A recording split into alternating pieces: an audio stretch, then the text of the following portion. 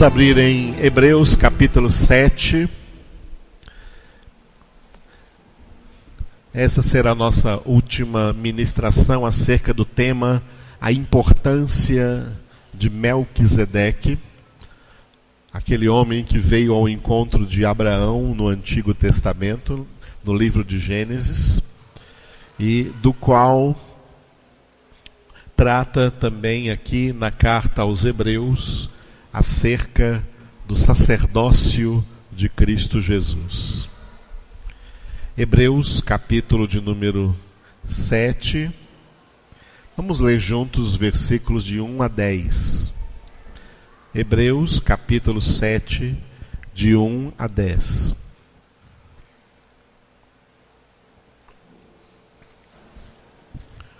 Porque este Melquisedeque, rei de Salém, sacerdote do Deus Altíssimo, que saiu ao encontro de Abraão, quando voltava da matança dos reis, e o abençoou, para o qual também Abraão separou o dízimo de tudo, primeiramente se interpreta rei de justiça, depois também é rei de Salém, ou seja, rei de paz, sem pai, sem mãe, sem genealogia, que não teve princípio de dias, nem fim de existência.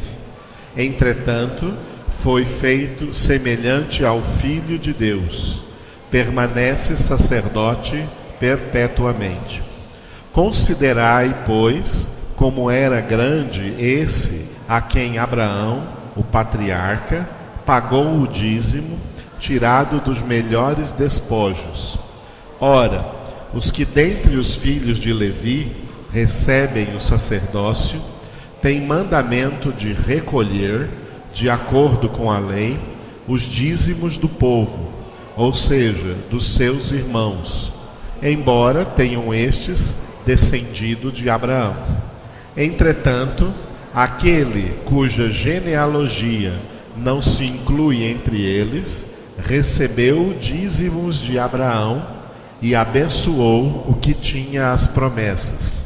Evidentemente, é fora de qualquer dúvida que o inferior é abençoado pelo superior. Aliás, aqui são homens mortais os que recebem dízimos, porém ali, aquele de quem se testifica que vive. E por assim dizer, também Levi, que recebe dízimos, pagou-os na pessoa de Abraão, porque aquele ainda não tinha sido gerado por seu pai, quando Melquisedeque saiu ao encontro deste. Aleluia! O autor da carta aos Hebreus está se referindo a um encontro que, no Antigo Testamento, Abraão teve com esse homem chamado Melquisedeque. Este encontro está registrado em Gênesis capítulo 14. Vamos abrir? Gênesis capítulo 14. Nós estamos trabalhando nesse texto desde domingo pela manhã, domingo passado. Depois, à noite, foi o boletim. Aí nós continuamos na quarta-feira, ontem à noite. E hoje será a nossa última ministração acerca deste evento memorável para a Escritura, para a nossa fé em Cristo Jesus. O encontro de Abraão com Melquisedeque. Gênesis 14, de 18 a 20. Gênesis 14, do versículo 18 ao versículo 20. Todos encontraram? Vamos ler juntos? Melquisedeque, rei de Salém, trouxe pão e vinho. Era sacerdote do Deus Altíssimo. Abençoou ele a Abrão e disse: Bendito seja Abrão, pelo Deus Altíssimo, que possui os céus e a terra. E bendito seja o Deus Altíssimo, que entregou os teus adversários nas tuas mãos. E de tudo lhe deu Abrão o dízimo. Glória a Deus. Este episódio aconteceu lá no tempo de Abraão, quando ele ainda era chamado de Abrão, porque Deus ainda não havia mudado o nome dele para Abraão. Ele chamava-se apenas Abrão. Glória a Deus. Melquisedeque representa Jesus. Não foi Abraão que foi ao encontro de Melquisedeque. Foi Melquisedeque que veio ao encontro de Abraão. Nós não somos convertidos porque nós fomos ao encontro de Jesus, mas porque Jesus veio ao nosso encontro. Melquisedeque trouxe para Abraão a primeira ceia da história. Nós estamos celebrando aqui hoje a noite da ceia, com os elementos, o pão e o suco da uva, porque nós não usamos mais vinho. Mas Melquisedeque trouxe a Abraão pão e vinho, representando exatamente o que nós estamos fazendo aqui hoje, a ceia do Senhor. O pão e o vinho representam alimento, o caráter alimentício da palavra de Deus. A palavra de Deus é o nosso alimento, por isso está escrito em Deuteronômio 8:3, o que Jesus disse também diante de Satanás quando ele foi tentado. Está escrito: não só de pão viverá o homem, mas de toda palavra que procede da boca de Deus. A palavra de Deus é o nosso alimento espiritual, alimento para a vida eterna. De pão, o pão representa, não só de pão viverá o homem, esse não só de pão viverá o homem, este pão representa o alimento do corpo. Mas de toda palavra que procede da boca de Deus, a palavra representa o alimento espiritual. Nós não somos homens carnais. Homens carnais só alimentam a carne. Homens espirituais alimentam principalmente o espírito. Eles são espiritualmente alimentados e o nosso alimento é a poderosa palavra de Deus, que nos alimenta, que nos nutre, que nos fortalece, e por ela nós crescemos até a estatura da maturidade de Cristo Jesus. A ceia é uma representação desse alimento. Não é a ceia que alimenta. Se fosse a ceia, ter várias ceias por dia. Uma ceia no café da manhã, outra no almoço. Todos os dias temos que ter várias ceias, se fosse a ceia que nos alimentasse. A ceia é um símbolo, é uma instituição da palavra que nos alimenta todos os dias. Quando lemos e meditamos na palavra de Deus em nossas casas, quando lemos e meditamos na palavra de Deus juntos aqui na congregação. Deus está nos alimentando. Lugar de alimentação por aí também é chamado de restaurante. É porque quando somos alimentados, somos restaurados, somos revigorados, somos fortalecidos. É a palavra de Deus que faz isso.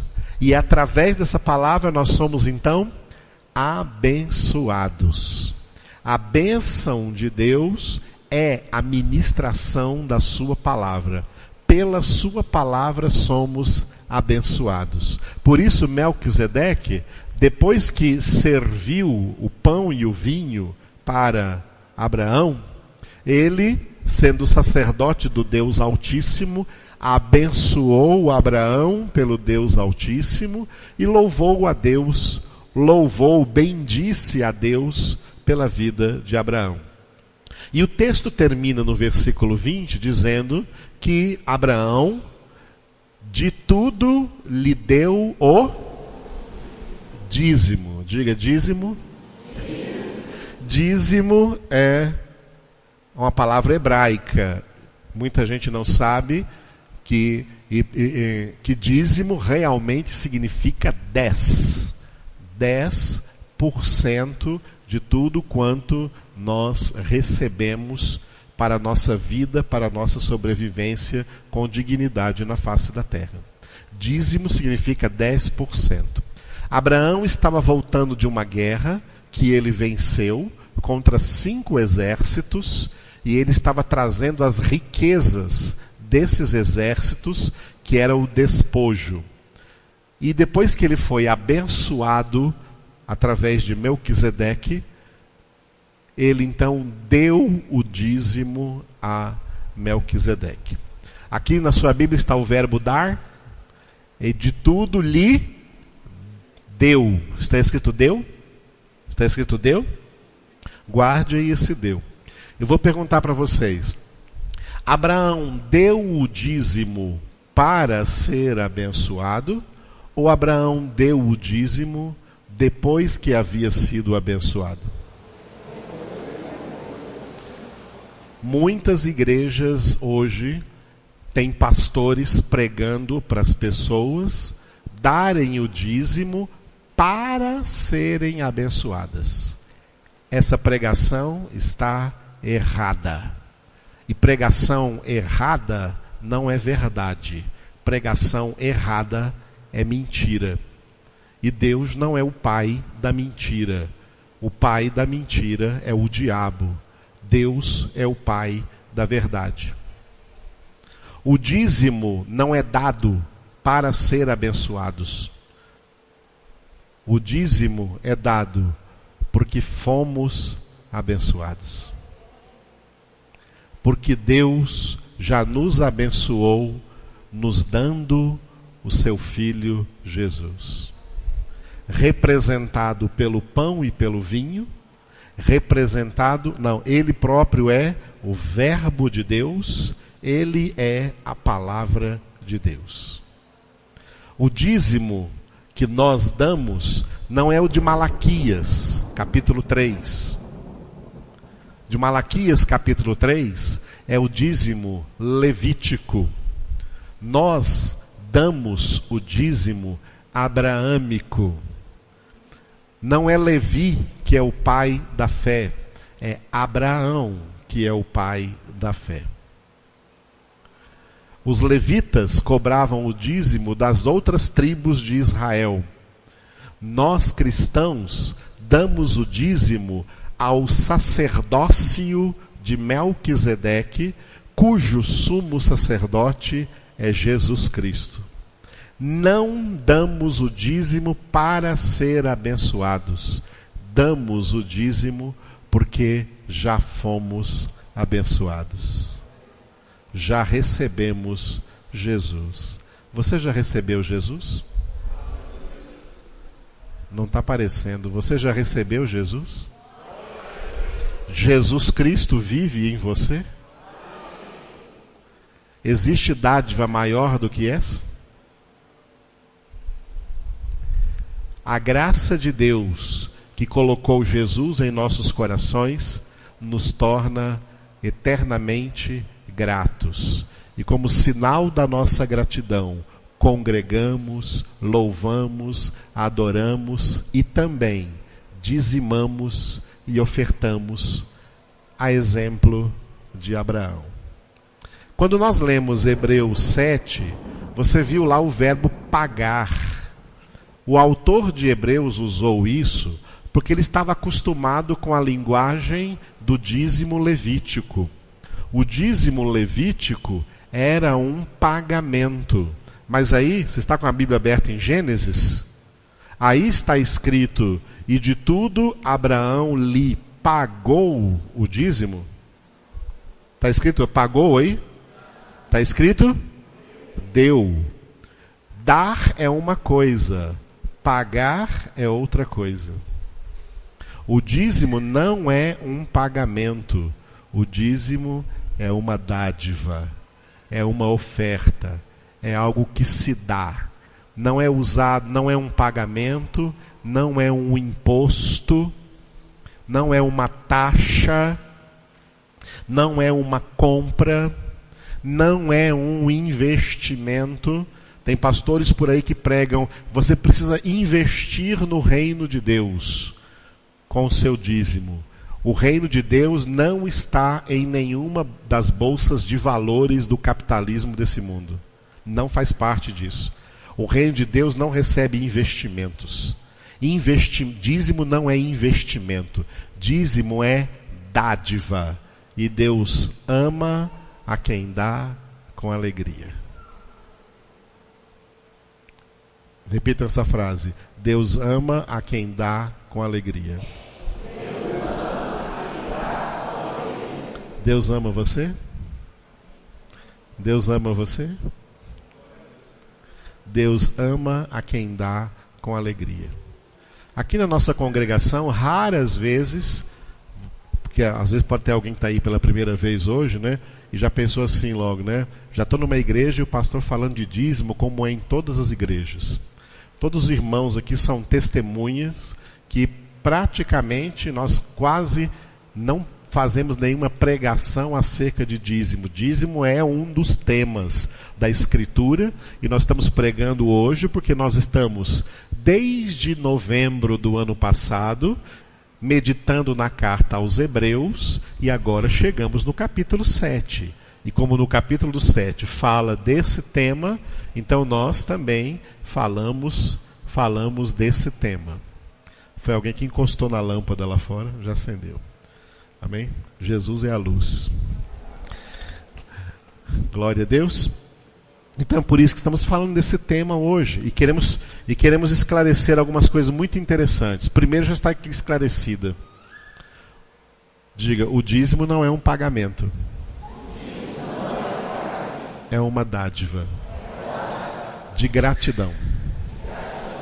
Ok? Dentro de todo o contexto da Escritura, tá? Nós vamos explicar agora para vocês o que representa o dízimo. O dízimo é uma oferta. Como uma dádiva, ele é uma oferta. E de acordo com a Escritura Sagrada, quais são as ofertas que existem? O título aqui desse slide é o dízimo cristão. Tá? O dízimo cristão não é igual ao dízimo judaico. O dízimo judaico era um pagamento aos levitas. O dízimo cristão é uma oferta ao sacerdócio de Jesus Cristo. Dentro da palavra de Deus, nós temos alguns tipos de ofertas, que se resumem em dois. Repita comigo. Ofertas cultuais, ofertas gerais. Ofertas cultuais têm a ver com o culto de adoração a Deus, o culto de louvor a Deus, o culto onde nos reunimos para ouvir a palavra de Deus, celebrar a palavra de Deus, tá? E nesse culto faz parte desse culto ofertas cultuais.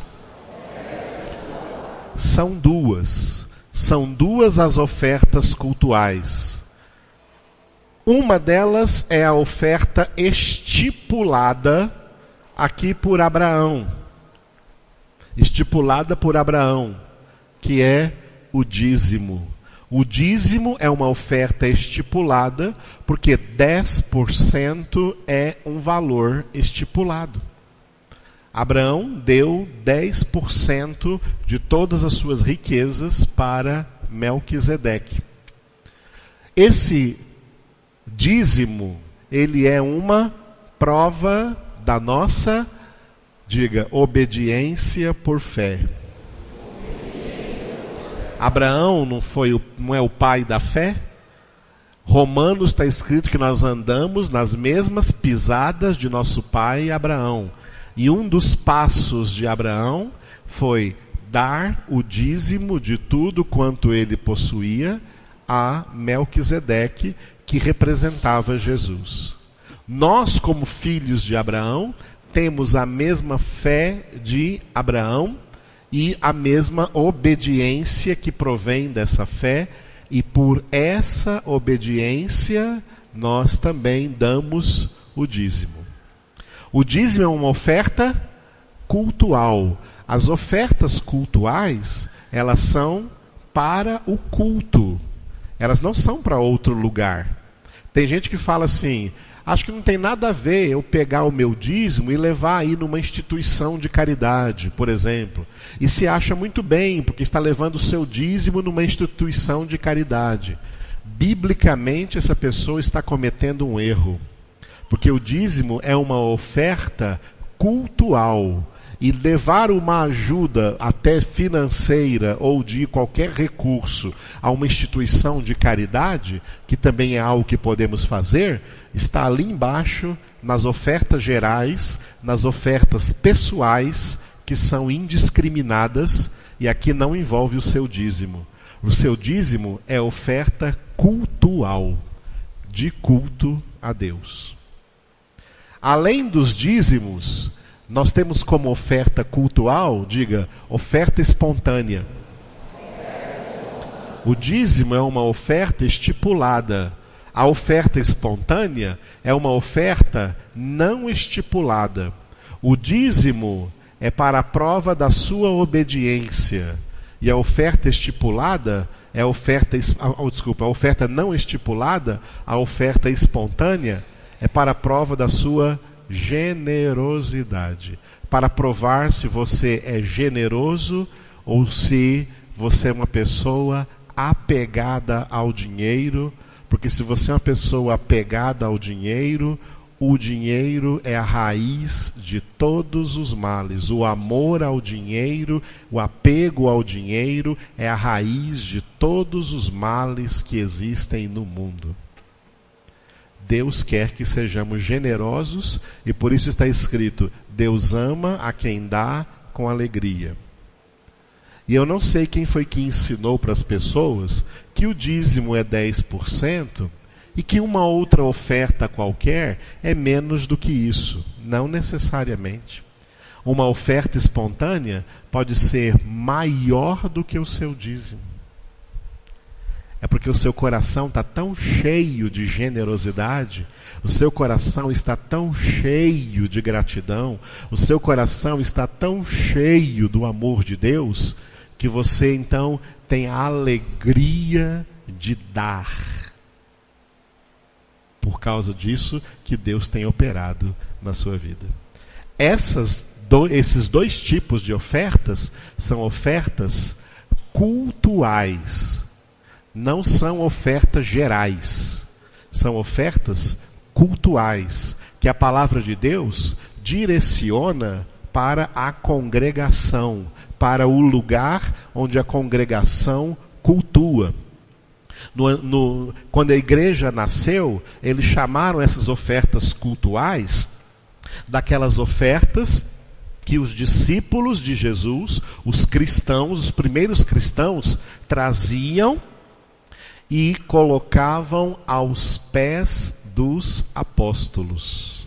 Eram ofertas cultuais. Elas não levavam essas ofertas para outros lugares. Essas são ofertas cultuais aos pés dos apóstolos. Ou seja, Abraão deu a Melquisedeque, aos ministros do Evangelho. Isso é palavra de Deus. É assim que Deus coloca e já já nós vamos ver qual é o objetivo disso. Fora as ofertas cultuais, existem ofertas gerais. Dentre as ofertas gerais, está ali citada, diga, oferta alçada. Uma oferta alçada é uma oferta para cobrir as necessidades de uma emergência.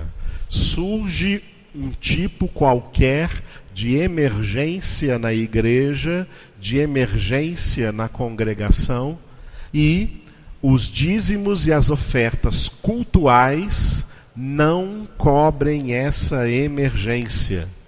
E se esses dízimos e ofertas cultuais não cobrem essa emergência, então tem que fazer uma oferta alçada. Além do que você dizimou ou ofertou, você vai fazer uma nova oferta para essa emergência que surgiu. Isso é uma oferta geral. Não é cultual, é geral, se surgir uma emergência. Todo mundo entendeu isso? E por último, diga ofertas pessoais. Diga indiscriminadas. Eu quero ajudar aquela igreja, eu quero ajudar aquele pastor, eu quero ajudar aquela senhora, eu quero ajudar aquela instituição, eu levo ali uma ajuda para os pobres, não sei o quê. Tudo isso são ofertas pessoais, que não envolvem o seu dízimo, nem a sua oferta espontânea. Isso é além do seu dízimo. O dízimo é oferta cultual e não oferta pessoal. Oferta pessoal é aquela que você dá para quem você quiser, por causa da generosidade do seu coração, por causa do amor que você tem, e você viu a necessidade de alguém ou de alguma entidade, de algum lugar, e você vai lá e dá a sua oferta. Isso está entre ofertas gerais, são ofertas pessoais, e elas são indiscriminadas. Ou seja, de diversos tipos possíveis. Mas não as confunda com as ofertas cultuais. Entenderam as duas ofertas? Alô? Diga ofertas cultuais, ofertas gerais. Agora vamos ver o último slide de hoje. Quais os objetivos das ofertas cultuais? E por que as ofertas cultuais não podem ser em outro lugar? É na congregação. Ofertas cultuais, ela tem 2 objetivos. O primeiro, diga, a pregação da palavra. Segundo, as necessidades congregacionais. O primeiro objetivo das ofertas cultuais é a pregação da palavra. Por quê? O que a Bíblia fala dos pregadores? Eu coloquei aqui alguns textos, só alguns, tem mais, para vocês verem. Vamos abrir comigo. 1 Timóteo 5, 17 a 18. Amém? Devem ser considerados... Vamos ler, leiam comigo, são 2 versículos. Devem ser considerados merecedores de dobrados honorários os presbíteros que presidem bem, com especialidade os que se afadigam na palavra e no ensino.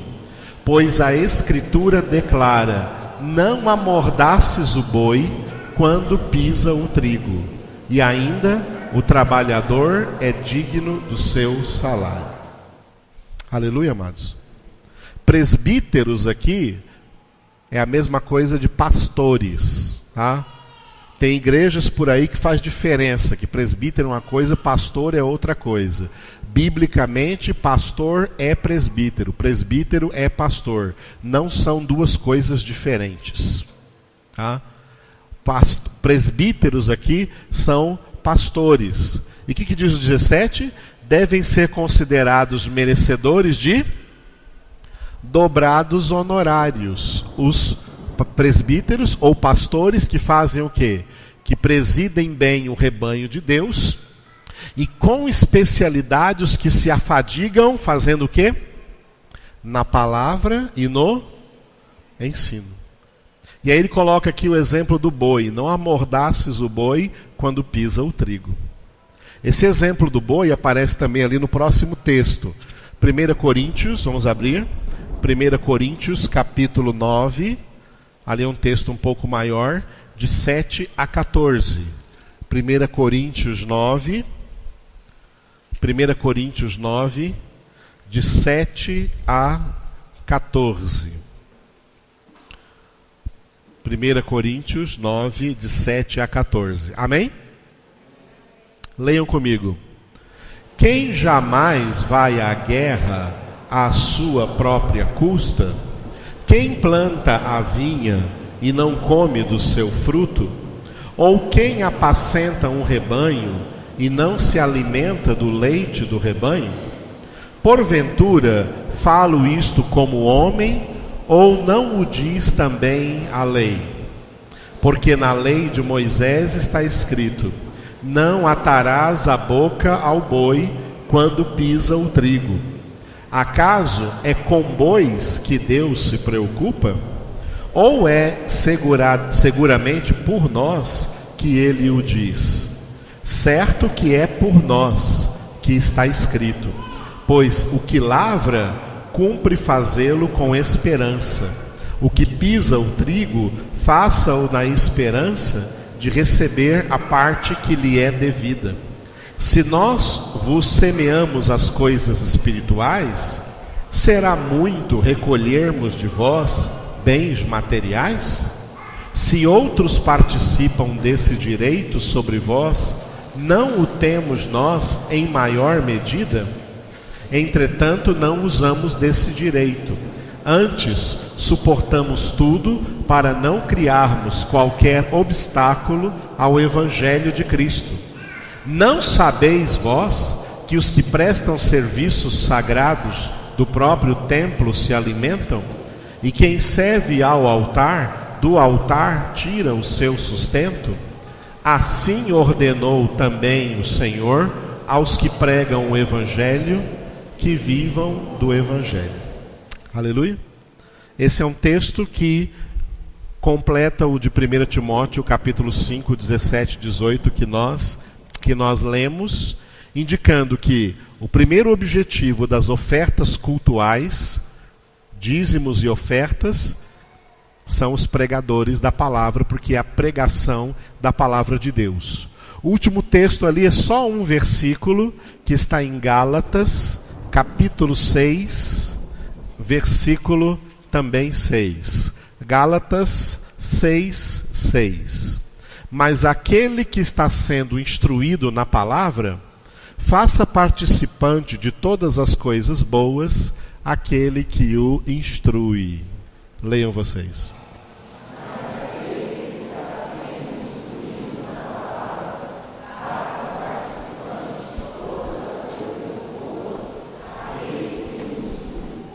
Aleluia. A partir desses textos, vocês entenderam esse objetivo? Não? Entenderam esse objetivo? Esse é o objetivo das ofertas cultuais. Segundo objetivo, as necessidades congregacionais. Eu toquei nesse assunto aqui com o cenáculo. Cenáculo significa lugar da ceia, onde Jesus celebrou, quando ele instituiu a Santa Ceia para nós. Vamos ler em Marcos, capítulo 14, versículos de 12 a 16. O objetivo das ofertas também são as necessidades cultuais. Marcos 14, de 12 a 16. Marcos 14, de 12 a 16. Quem encontrou, diga glória a Deus. Leiam comigo. E no primeiro dia da festa dos pães asmos, quando se fazia o sacrifício do cordeiro pascal, disseram-lhe seus discípulos: onde queres que vamos fazer os preparativos para comeres a Páscoa?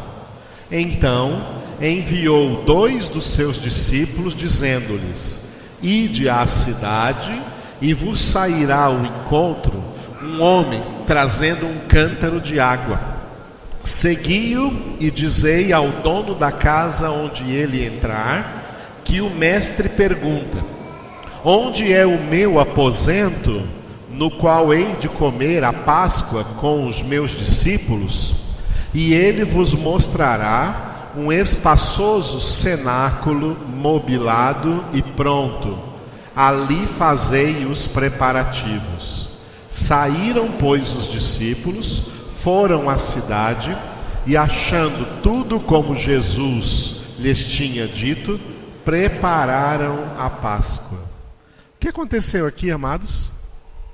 Jesus já havia se comunicado com um homem na cidade, preparando o lugar aonde ele ia celebrar a ceia com seus discípulos. Esse homem ofertou o lugar, esse homem ofertou a mesa, esse homem ofertou os elementos sobre a mesa. As ofertas representam também as necessidades congregacionais. Nós estamos aqui reunidos num lugar que nós pagamos um aluguel de R$2.800. É o aluguel disso aqui. O aluguel deste galpão onde nós estamos reunidos. Não é nosso, nós pagamos um aluguel aqui de R$2.800. Pagamos água, pagamos luz. Isso é pagamento, isso aí é pagamento. Pagamos água, pagamos luz. O Vilobaldo trabalha aqui com o salário digno que ele recebe, tá? Para limpar, fazer a parte da limpeza, para fazer também aí o cuidado dos carros, a vigilância dos carros de vocês aí estacionados aí fora.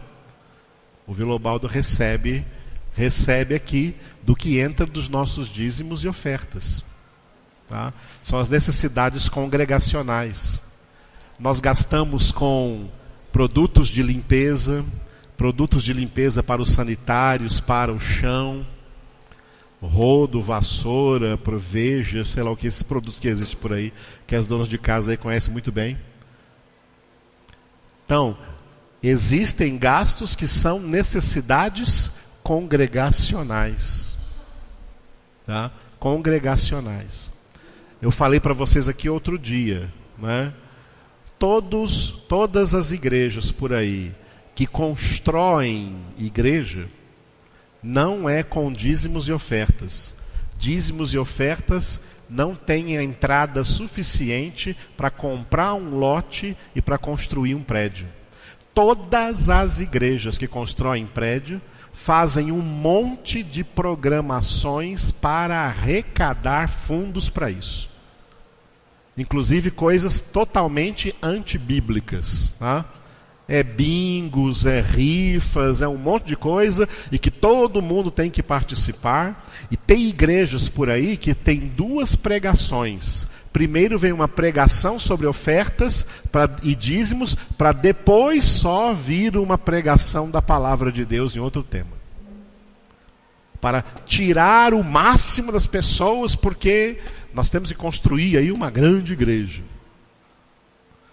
Biblicamente, as únicas fontes de rendas da congregação é dízimos e ofertas. Congregação não tem outras fontes de renda. Jesus passou o chicote nos vendilhões do templo. Não fica fazendo lojinhas aí, comércio dentro aí para arrecadar dinheiro, não. As únicas fontes de renda que Deus colocou na sua congregação para a pregação do Evangelho e para as necessidades congregacionais são dízimos e ofertas.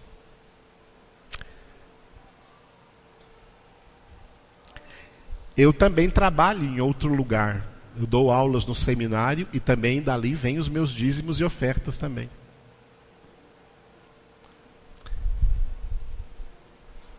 E às vezes, quando muitos de vocês não são generosos e nem obedientes, quando isso acontece, eu tiro o meu salário, já dei o meu salário inteiro aqui e fiquei sem nada na minha casa.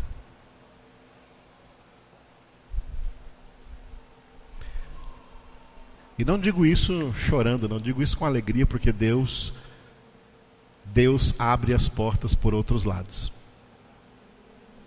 Tá? Existem pessoas que não estão congregando conosco aqui, estão ouvindo pela internet. E elas se comunicam conosco: eu estou ouvindo a palavra aí, pastor, eu quero dizimar aí na congregação, mas eu estou longe daí. Aí elas depositam na conta bancária. E tem pessoas aí fora que tem anos que dizimam sem falhar um único mês. Porque elas estão sendo muito edificadas na palavra de Deus. E têm gratidão em seus corações. Aleluia. Em geral, eu sou muito feliz com toda a nossa congregação. Nunca atrasamos um dia o pagamento do nosso aluguel. Nunca ficamos aqui sem água, sem luz. As contas são pagas em dia. Nós pagamos sem nenhum atraso, porque somos honestos. Se vocês colaboraram, foram obedientes e foram generosos, glória a Deus. Quando não são, eu dou um jeito. Eu tiro da minha mesa, da minha casa, dos meus filhos. Mas louvo a Deus por isso, porque o Senhor sempre me ressarce. Porque Ele é bom. Mas isso aqui é para trazer a vocês exatamente qual é o nosso modus procedendi em relação a essas coisas. Em nome do Senhor Jesus. Amém?